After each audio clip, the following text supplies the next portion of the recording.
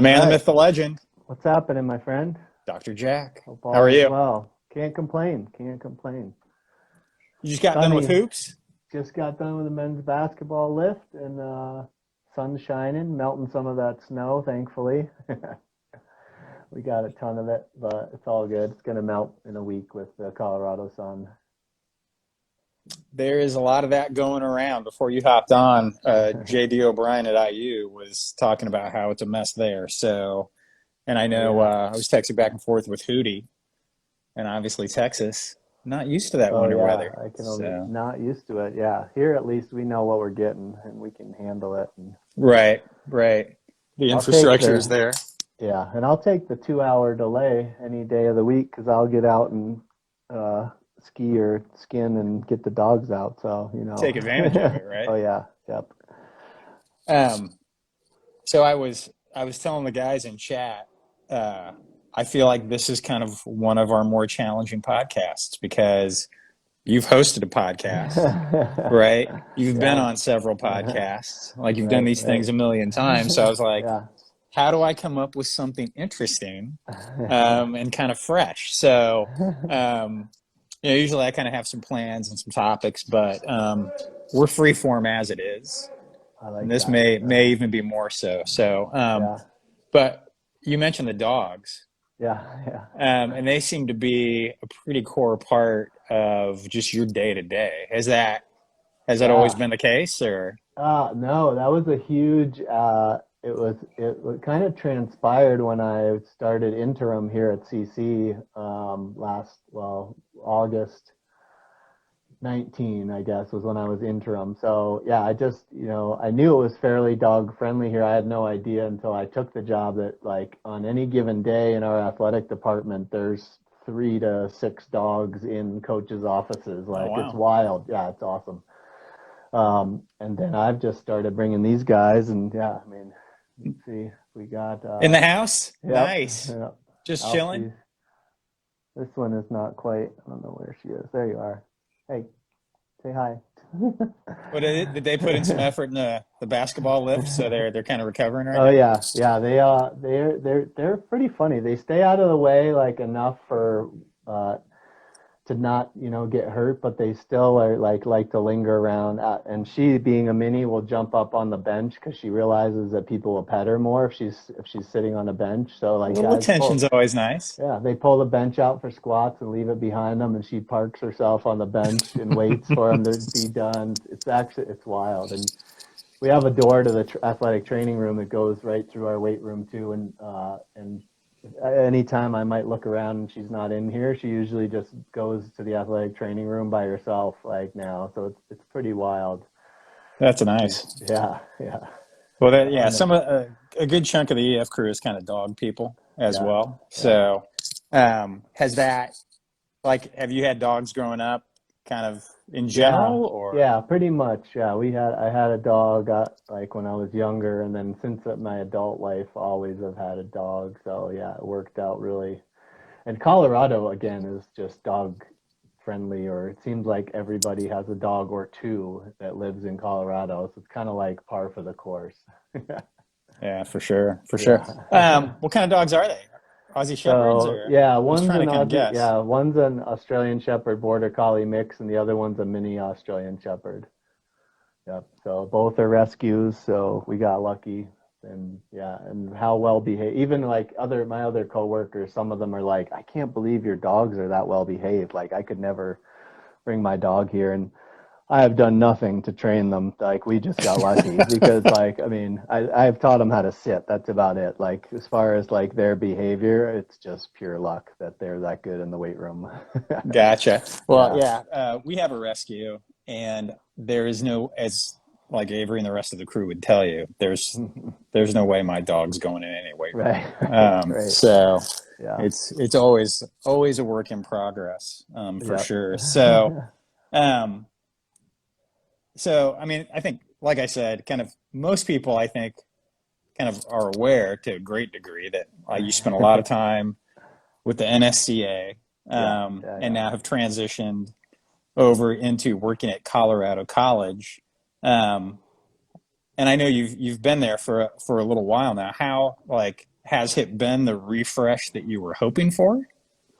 Yeah, it really was, and I think, I like it. It definitely it sparked fueled the fire again, and I just feel like that, like all of my time at the NSCA, and granted, I wasn't full-time coaching at NSCA, in their facility. A lot of it was more related to the bigger picture projects.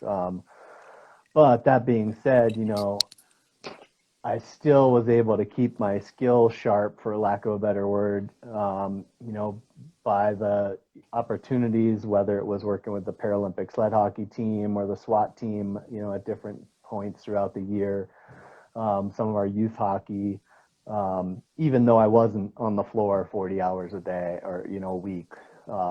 So getting back into it, definitely it recharged me. I was ready, but I was also, from the NSCA perspective, like I had been there 9+ years. Like I felt great of all the things we had done in that time frame. And I kind of was just like, and the more I thought about it, I'm like, it's time for somebody else to like pick up this and carry on. Like not that I did as much as I possibly could, but I was like, I felt great at that point about like, somebody is going to have fresh ideas and a new perspective. And like, and again, the other like, one of the pros on my pros and cons list, when I was looking at leaving NSCA, was actually staying super involved in NSCA. And again, so now, I was elected to the nomination committee in last July. And so, I'm on the nomination committee, and hopefully someday, we'll run for board of directors. So like actually leaving gives me an opportunity to maybe have a bigger impact, from the outside in some different committees and things. So that was as much of a factor in it as well. But definitely loving being in the trenches again. I was joking with McKeefery because, he got back into the mix, and he was like, yeah, what a couple knuckleheads getting into Right. coaching again in the middle of a pandemic hits us, right? Well, you could argue it lets you ease in, right? Like you definitely couldn't hit Exactly. it the Yeah. way you wanted to. Yeah. So, Right. Totally. um, yeah, and like other than the pandemic, which is a gigantic curveball for everybody, like has anything surprised you about getting back in? Like, I mean, obviously, you know, you became a strength coach and then moved over to NSCA, but we're there for a Right. fair amount of time. So, Yeah. were Yeah. there any things you're like, oh, well, this is a little different now? Not too much, I mean, I still, because I had been working with Colorado College Hockey through our partnership at NSCA up until 2015. So I still had that connection. So yeah, there haven't been any real like big shocking moments for that part. Again, one of the nice things, we're building a $70 million hockey arena that broke ground a year ago, literally a year ago, February, and they haven't stopped moving on that. So like that was a huge plus to taking the job and getting to design another facility and being involved in everything at that. So, I don't think there was anything that really shocked me. It's just kind of managing coaching relationships, sport coaches, right? Getting Sure. back to used to that. So, I mean, that's a whole nother can of worms, and just getting back to like, okay, this is how we have to do certain things, and like make sure everyone has the proper expectations. And you know that's probably been one of the trickier things, just like, well, no, I'm overseeing all these teams now, so I'm not going to be able to just travel with your team entire, every single game. So yeah, it's been like a little bit of educating them as well. Like, this is the reason you brought me here, and this is how, I'm best able to serve your team in this capacity. Well, and that comes up like a lot, not just in general, right? Casual Sure. chats, Yeah. sometimes on the podcast, etc. So if we can lean into that a little bit, like for younger coaches or less experienced coaches, like, do you have recommendations on how they should try to navigate some of those conversations with sport coaches? Because, like, if you lay a good foundation, things seem to go pretty Right. well. But Right. getting to that point, Yeah. Probably takes some experience. Thoughts on Yeah. that for folks? Yeah, I think you have to, like, I mean, I think educating the coaches on what we do is as important as educating the athletes on go Navy, yeah, on what you're on what we're trying to teach them. So like I mean, even for me, like I'm trying to educate one of our top team head coaches on that, like I'm much more valuable to you working with the 8 road trip, going on the road trip with you and spending 10 minutes doing a dynamic warm up.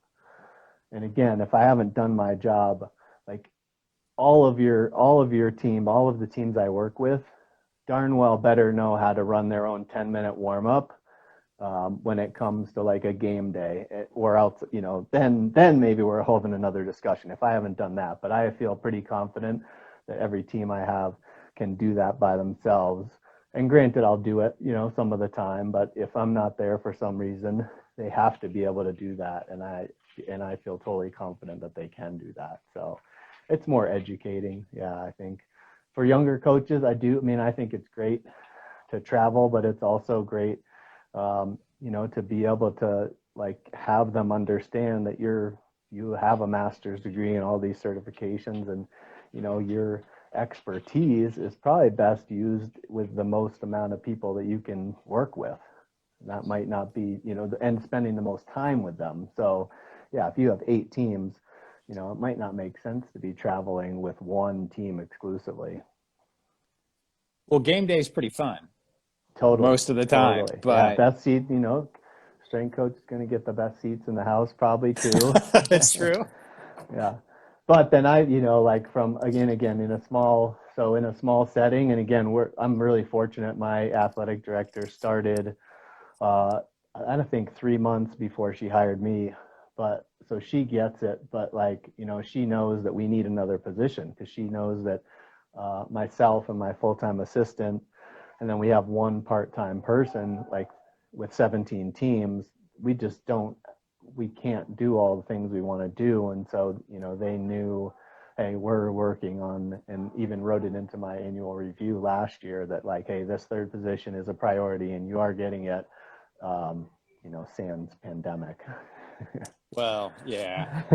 It seems like everything has that little asterisk, Yeah. pandemic, COVID kind of thing going on. So yeah, there's kind of that blanket over Yeah. everything Yeah. right now. Um, so I mean that in a way is kind of interesting because you spent um, so much time at NSCA trying to sort of grow the profession, and now in its own microcosm, you're at because it's technically D3, right? Colorado So College we have 15 D3 teams and then 2 Division One teams. So ice hockey hockey. from men and women's soccer on the women's side are the Oh, I didn't D1 know that. programs. Yeah, Okay. women's soccer plays in the Mountain West, and hockey plays in what I call the SEC of college hockey, which is the NCHC Gotcha. powerhouse. So never an easy game. Makes sense. Makes Yeah, sense. yeah. So is that like that challenge of sort of growing like 3 people, two and a half, it sounds Right, like the right. way you described it. Yeah, Like it's an interesting challenge then try to grow the value that is seen in terms of strength conditioning across all of those sports. yeah. Um, I mean, do you have like specific kind of bullet points or things that you are stressing to administration to try to help grow some of that, or Yeah, I what's mean, the I think approach? it's definitely a little bit of both. It's like, well, pretty much every sport team we have has at least 2 full-time coaches and either a part-time or a volunteer or 2. And those teams have between 15, if you're talking about basketball athletes, and 50, let's say, lacrosse athletes. And you've got 3 to 4 coaches or 3 to 5 with volunteers. And then strength and conditioning, we have 2 people for 350 athletes. So why is that okay? Like, is that really an acceptable, number? And so that, I think, when you start breaking it down a little and just, and I don't know, I'm sure administrators have, sometimes it might not have even crossed their radar, when you break it down and say that. Athletic training, right? We've got like 9 people on staff, including a physical therapist, and obviously they screen all the athletes, but really their job is only working with injured athletes, and our job is working with all the athletes. So, the more like that we just keep pounding that narrative into them, I think they just keep hearing it. And I truly believe in the right settings, a squeaky wheel gets the grease. We are fortunate in a private university like this, with very good resources. Even in this pandemic, we've had no layoffs or furloughs. So we have resources that I know other people don't necessarily have access to. So I think, we've definitely, because don't get me wrong, I'm going to push them for more than three strength coaches. Like, I'm not going to be done when I get the 3rd position, but I'm saving that one for a little later down the road. Do you feel like in some ways, like what we see ends up mirroring just the general, call it, this is probably too sweeping of a statement, but sort of attitude across the U.S. in terms of health and wellness in general? Like, we're very reactionary. Yeah. Like we're not preventative Right. most of the time. And so, yeah, as opposed to not having underlying problems, right? Which then get exacerbated, right? And then you have to try to Yeah. fix it. Right. I mean, do you feel like that plays a role, or do you feel like Yeah. it's more specific to universities? Yeah, I think it plays a role, but I think also like universities they don't know, some places don't know what they don't know, right? So until 2015, CC only had one strength coach. My buddy Kevin Cronin was here, who was my assistant at the NSCA, and they didn't add that assistant position that I now have until I stepped down from hockey in 2015, and they were like, "Oh, we need someone else," and they were really thinking just to do hockey, but like that's the way that position got created, or else poor Kev would have still had all 16 teams that he was stuck with for 4 years, and to his credit, he did a phenomenal job. So I think sometimes when you have somebody that's willing to go above and beyond and overwork themselves for years, right? They obviously were like, well, it must be okay if he can handle all 350 Right. athletes. So to some Well, he's a degree, and I'm Cronin, sure so he he's a was banger. asking for exactly. It's in their blood. Yeah. No, I do think it like that is one of the interesting things culturally that is both a blessing and a curse is that so many strength coaches want to grind, want to put in the Yeah, work, feel like they're setting a good example. But at a certain point, you have to ask the question, are you almost devaluing what you do right.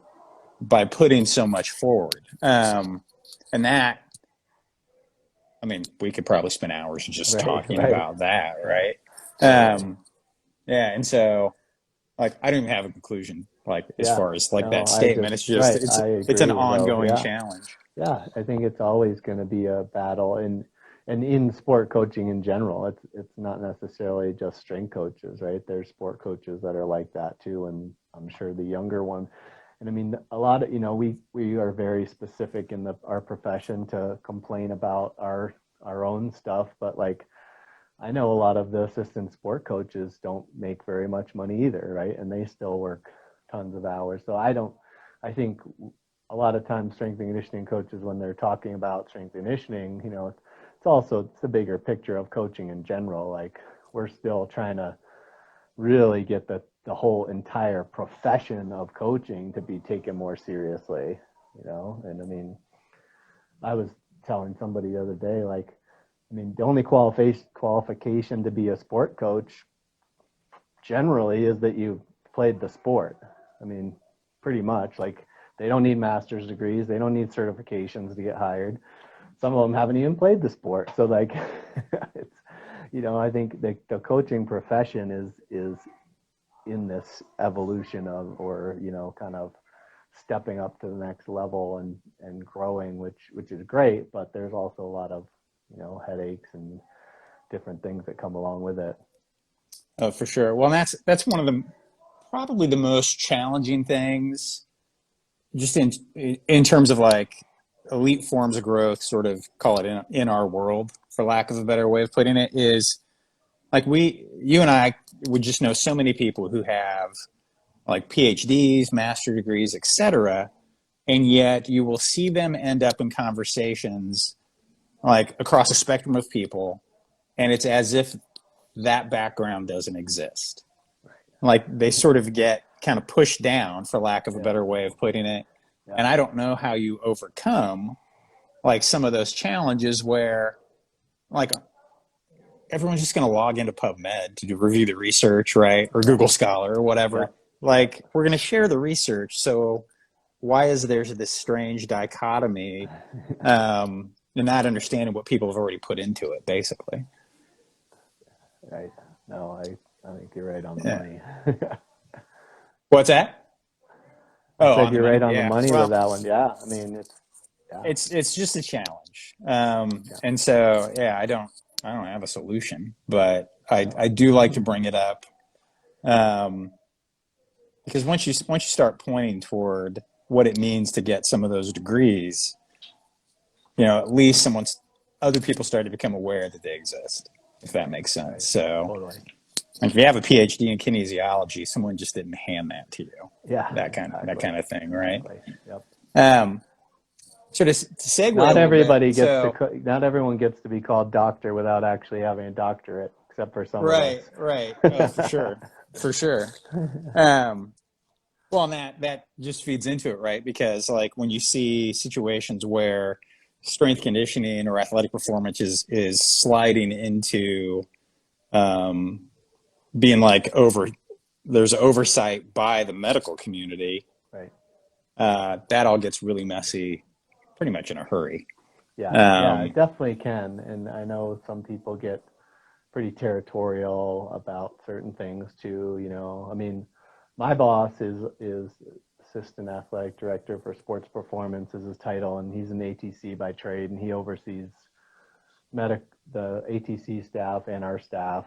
And I had people say when that position was open, like, well, wait, why aren't you? That should be your job, or why aren't you? And honestly, especially during this pandemic, like you couldn't pay me enough to have his job. There's no I'll tell right, you that right now. And I've just seen the level of administrative stuff he does. Like I came back to the weight room for a reason, like So I mean, maybe oh yeah. someday we'll have that conversation, but right now there was no way I would want that job.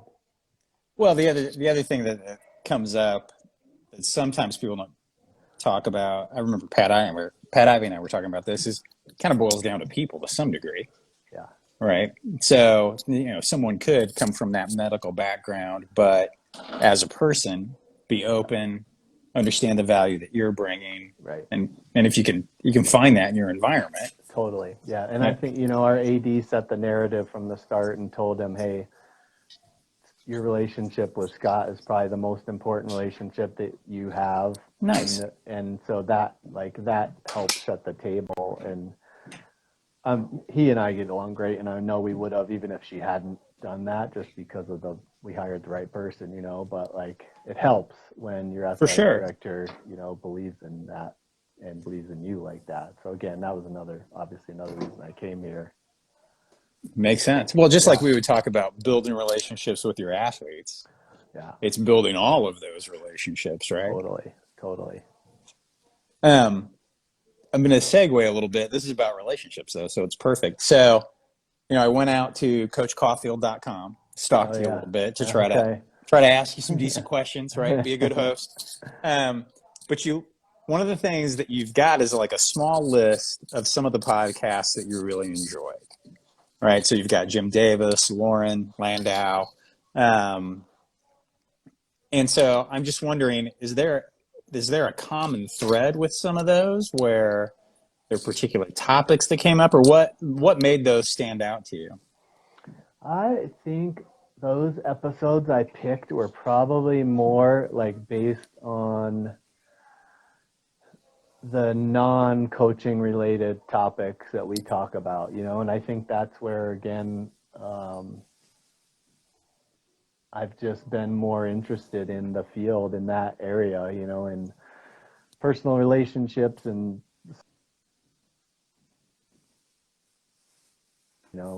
obviously everybody has to get the foundation, to be able to train people the right way and get results. But like at the end of the day, and one of my old mentors and bosses used to say, it's all about results and relationships. And that's what it all comes down to. And I'm like, there it is. Like that's the nail on the head. So obviously you can't not get our kids, stronger and faster, and hopefully keep them out of the training room.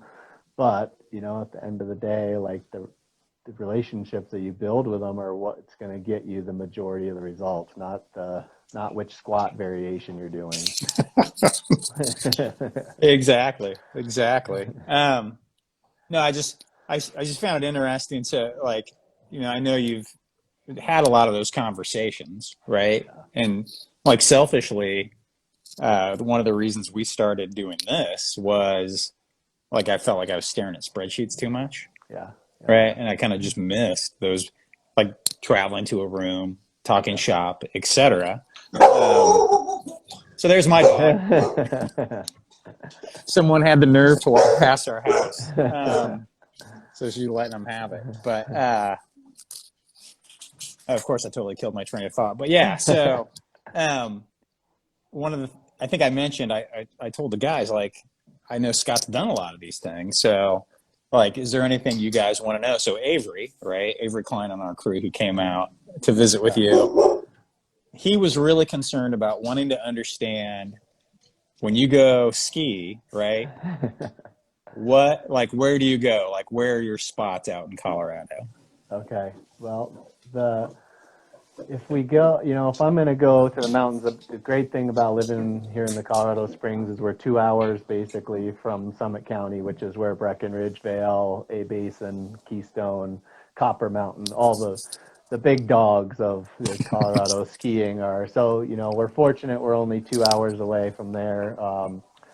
The nice thing, for if anybody was looking at my story yesterday, is if it snows enough here in town, there's an area right a couple miles away that if there's enough snow, honestly, it's like to explain it to people, it's like a logging road, for lack of a better word. And there's different hikes off it, but you can just stay on the logging road. And so I took my backcountry skis and just skinned up that and skied back down it. And it's like a 4-mile, 2,000 quick hit elevation. And it's like right out the front door. So, we've gotten more into backcountry skiing, but I'll probably ski the most at Breckenridge or Vail, just because they're closer. So have you done a lot of backcountry stuff, or is that something you're Still getting into it, but yeah, handful. Probably the last 2 years though, I've skied as much backcountry as I have on resorts. So we're getting it equaled out there. well? Definitely this year we haven't done a ton.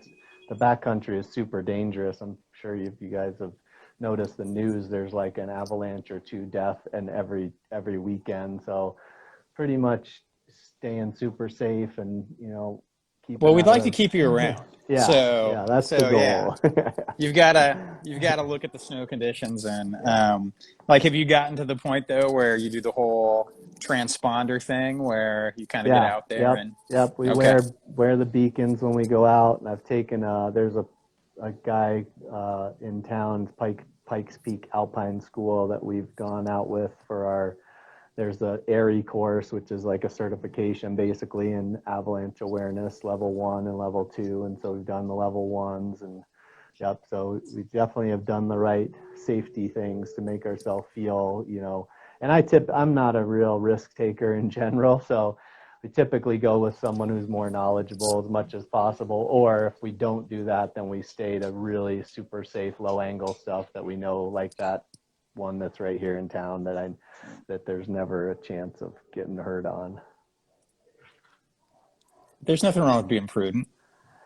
Yeah. Nothing wrong with that at all.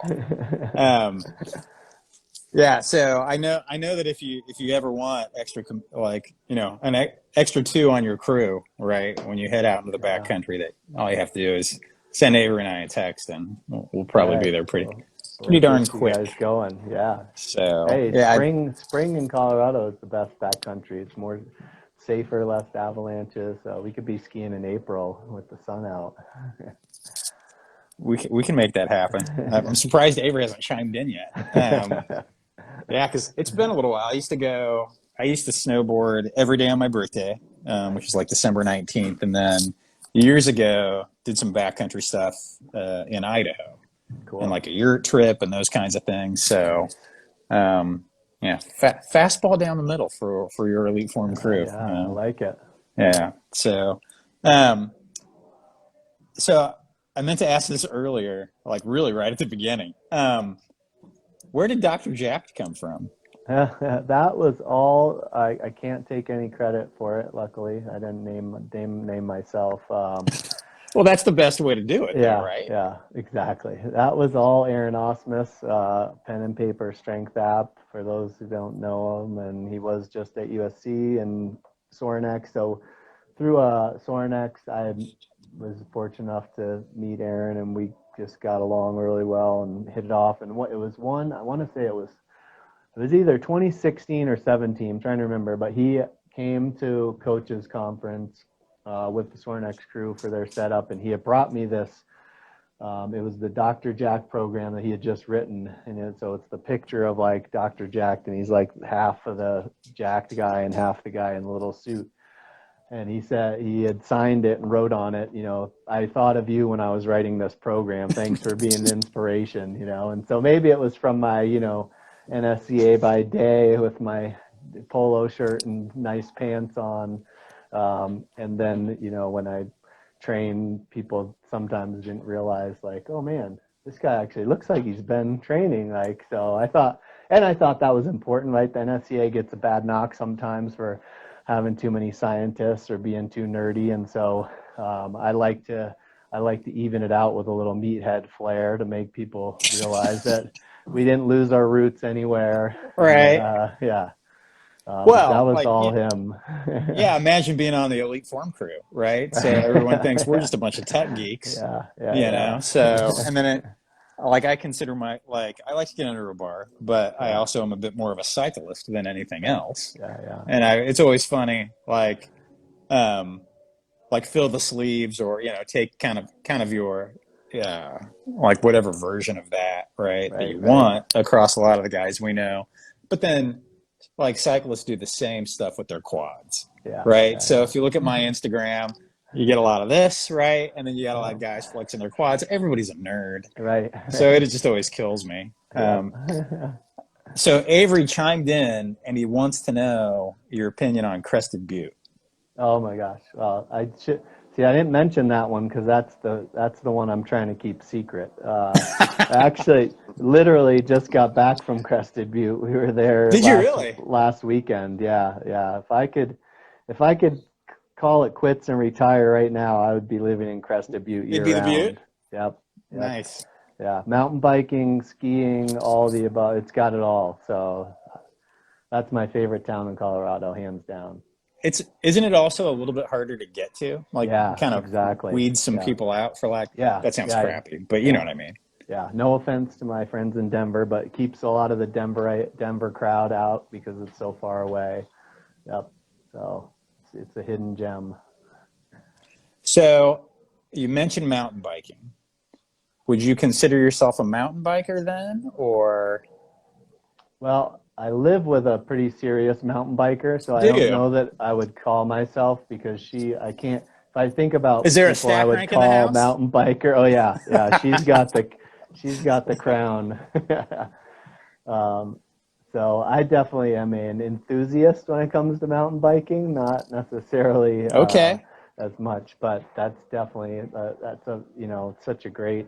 And again, being here, there's so many places that have amazing trails. We've got one area like 10 minutes in one direction and 5 in another that you can either pedal to or drive to and just be on trails that are amazing here in the Springs. And then again, not to mention all the other places that you can go and adventure. And, Grand Junction, Colorado, Moab is, not super far from here.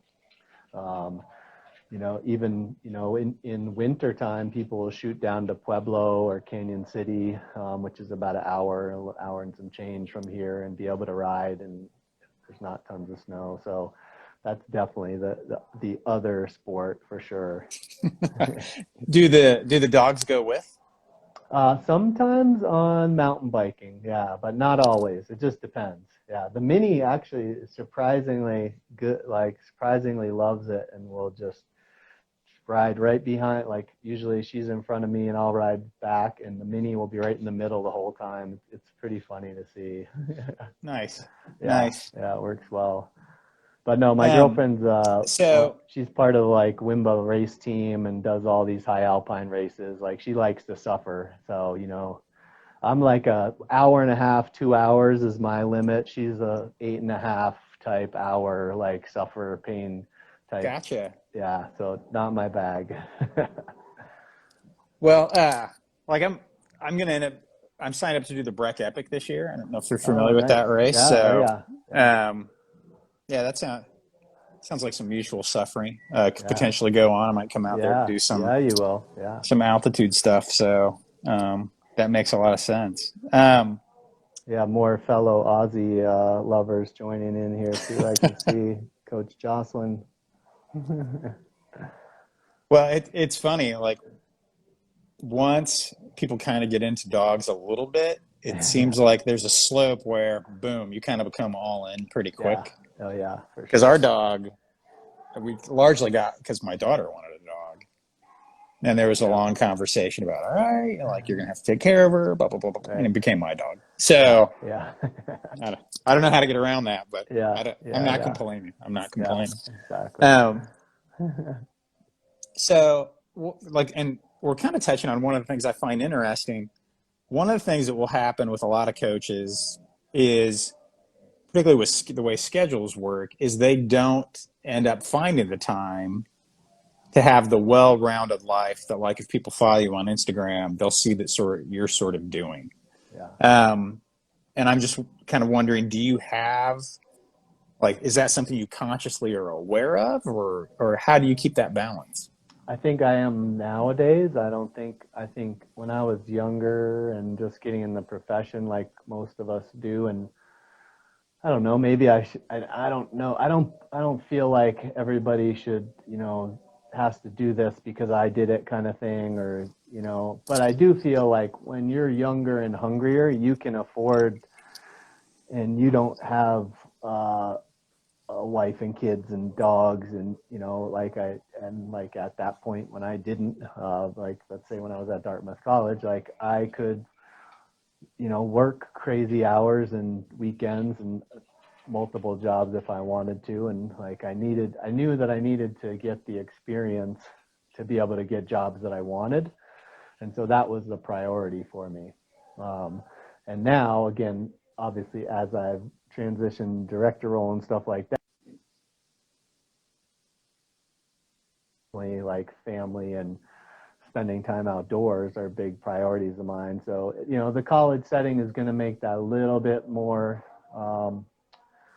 tricky, slash, just have to manage it a little bit more. Hockey, having a winter sport like hockey, obviously, right? It's going to cut into your skiing time. So it's just picking the right opportunities. And like, again, we got pretty lucky last weekend that it was just really cold and a lot of the stuff was canceled and it was totally wide open. So it's like, okay, let's get out of Dodge.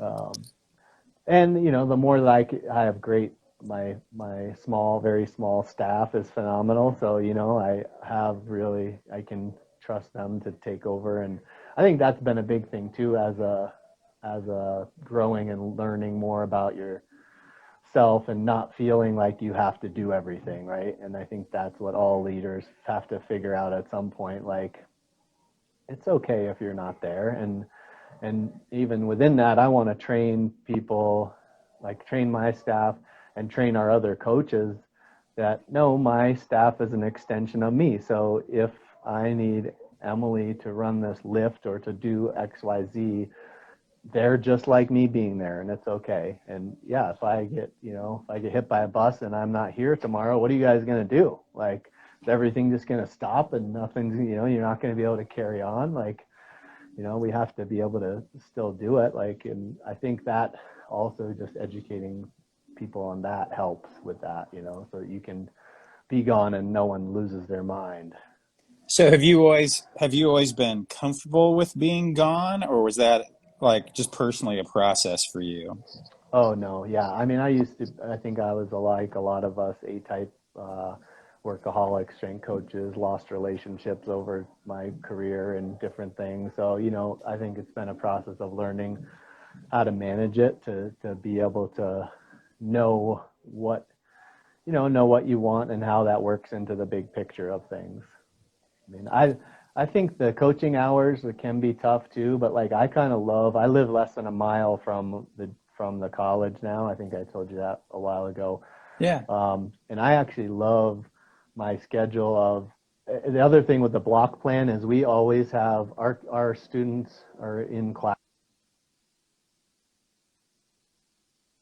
So there's no lifts at every single hour of the day like a lot of other schools. The nice thing with the block plan Gotcha. is everybody has class from 9 to noon basically, and then they might have a lab. So I really enjoy having that 9 to noon time or 9 to 2 time as totally flexible for me a lot of the time. And I can, again, since I only live less than a mile away, I can shoot home.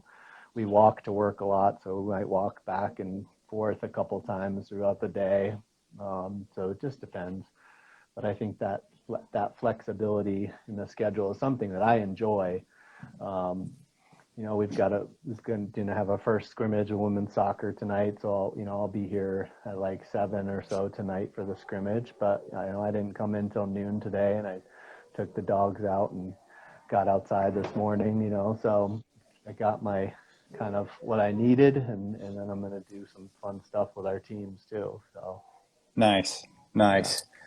Yeah. So are you having, I've heard this phrased a couple of different ways, but like a mega spring where everybody's playing in the spring, Yeah, basically.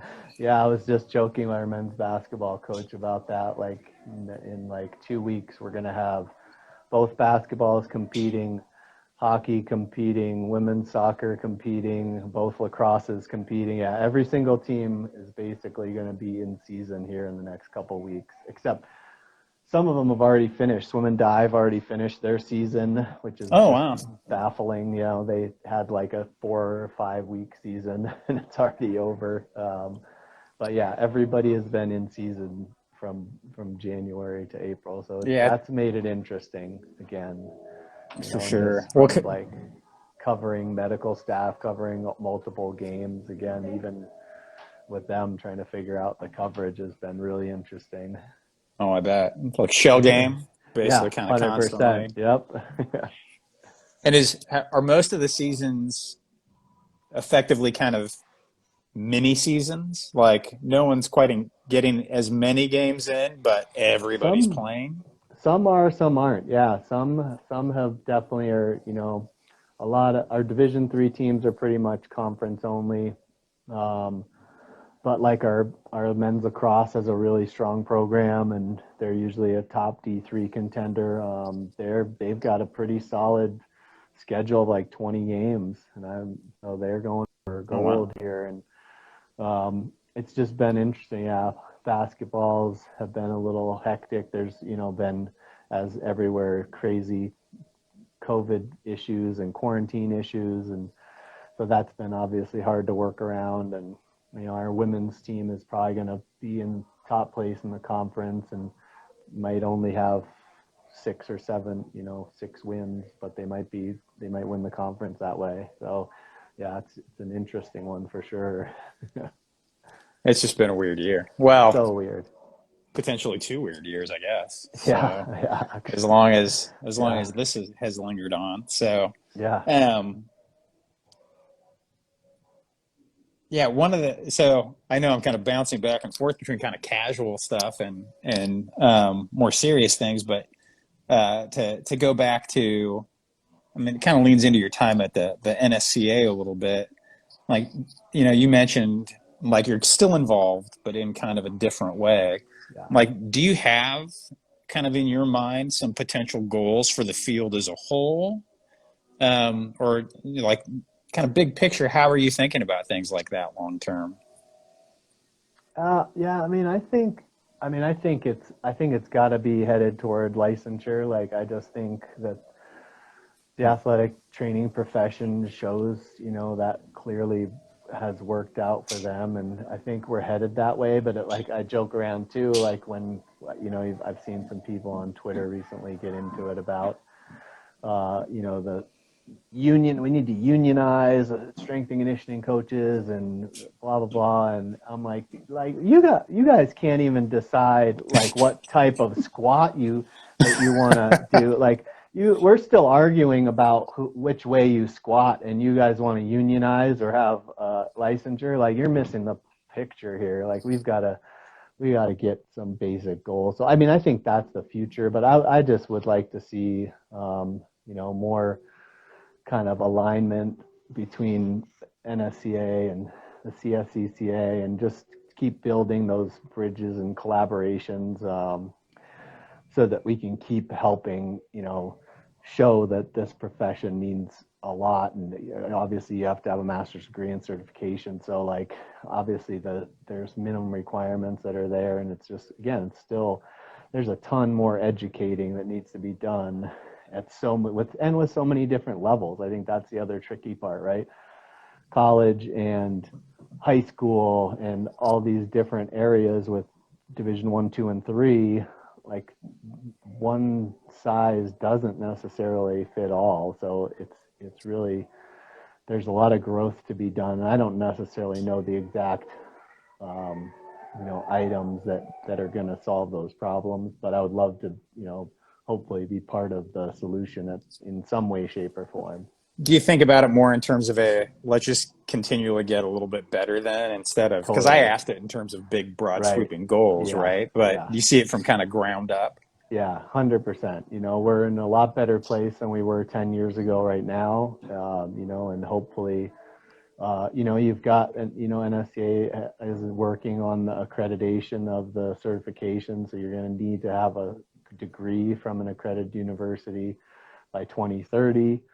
So that's one step. And, that's, that's only really like 9 years from now. And I Yeah. mean, it's going to be here before we know it. Um, so, I think things are moving in the right direction. The toughest thing for the NSCA too is they're trying to serve so many different, they'd call them audience groups, but members in general. You've got personal trainers, you've got tactical, you've got college strength coaches, and every one of those groups wants to be treated special and get their own everything. So that's the biggest challenge of an organization that large, I think. And I don't know that, I think people understand that to some degree, but maybe not to the really big degree when you think about the big picture of how many people that literally is. Right. Well, you'd almost have to, this is a bit of a stretch for me to say, but you'd almost have to work for the NSCA to then see the touch points into all of Yeah, those groups to yeah, really appreciate yeah, that level of reach. Because yeah, like the people you and I know in common aren't going to be across all of those groups. Like, I right, mean, we have some private facilities that use yeah, EliteForm and that kind of thing, but for a yeah, large, most of it's going to be NSCA or NCAA, yeah, right? That kind of thing.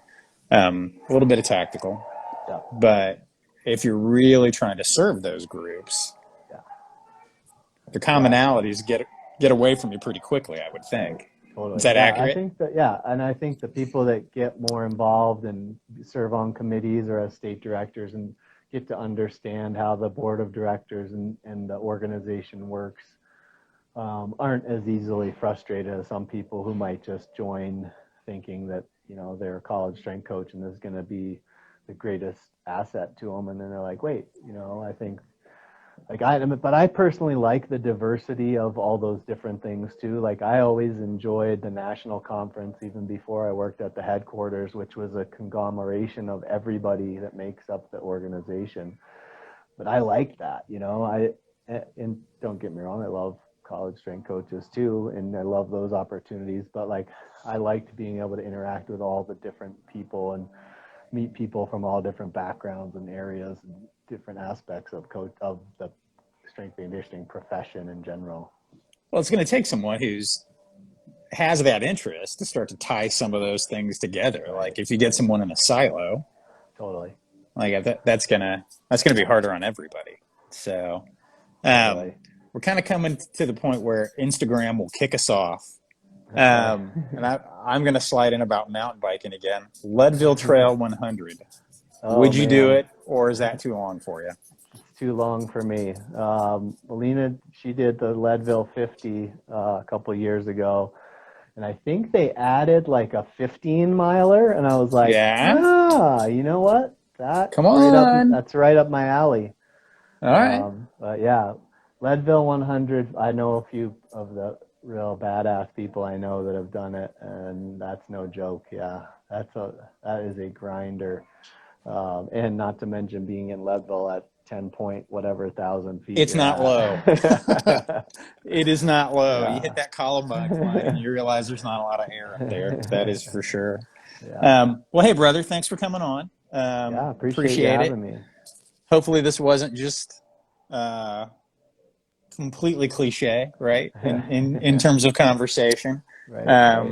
Hopefully And people let us aren't know. too mad that they had to listen to stories about dogs and mountain biking too much. With our podcast, like what I've discovered is, particularly with COVID, everyone's a little worn out on like webinar style conversations, Yeah. right? Okay. And so I am more than happy to lean into dogs and, how many inches did you get a fresh and all of those things. So what we found is then as people sort of tune in to like check it out on YouTube or any podcast place you get your podcasts, Coach Will. All right, it's brother. kind of a nice refresher, right? So I think this has been great. Appreciate you coming on, and we'll talk to you offline soon. Thanks again for having me. Thanks for everybody who listened in too. Appreciate you guys. All right, we'll see you. Bye.